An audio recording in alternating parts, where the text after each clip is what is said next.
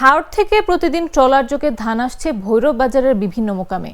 নেত্রকোনার কালিয়াজুড়ি, কিশোরগঞ্জের ইটনা, মিঠামইনের কৃষকরা বিক্রির জন্য নদীপথে এসব ধান নিয়ে আসছেন। কাঙ্ক্ষিত দাম না পেয়ে হতাশ কৃষকরা। একাধিক ট্রলার ভর্তি ধান হাওড় থেকে ভৈরবে নিয়ে এসেছে কৃষক ও ব্যাপারীরা। অসংখ্য ট্রলার ধান ভর্তি করে এসেছে বিক্রির আশায়। এসব ধান বাজারের আড়তগুলিতে আমদানি করা হচ্ছে, আবার নদীর পাড়ে স্তূপ করে মজুত রাখা হচ্ছে ধান। তবে নতুন ধানের দাম কম থাকায় কৃষকরা হতাশ।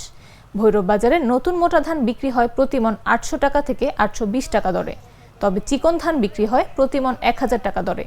এর এক মাস আগেও পুরান ধান প্রতিমন বিক্রি হয়েছে 1400 থেকে 1500 টাকা দরে।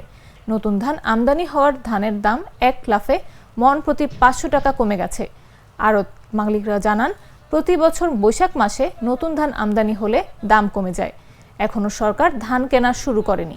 সরকার ধান কেনা শুরু করলে ধানের দাম বাড়বে। আজকানি জমি করছি, আজকানি জমি করার পর আমি দেখা গেছে কি আমার মন প্রায় 20 মণ দর পড়ছে।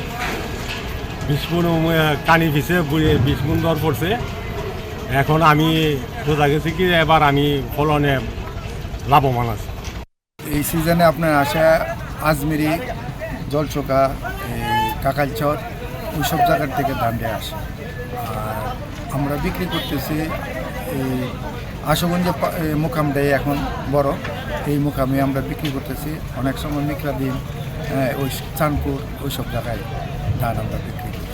আমি লিয়ে আইছি ব্যবহারীদের ধান, আমরা নৌকাতে আনছি, আরো তো নিয়ে বেচা কিনা করে না। এবার আল্লাহ দিলে ভালো ধান হয়েছে, বৃষ্টি হয়েছে না, বৃষ্টি হলে আরো হলে তারপর আল্লাহ দিলে অনেক কিছু ধান হয়েছে আল্লাহ দিলে।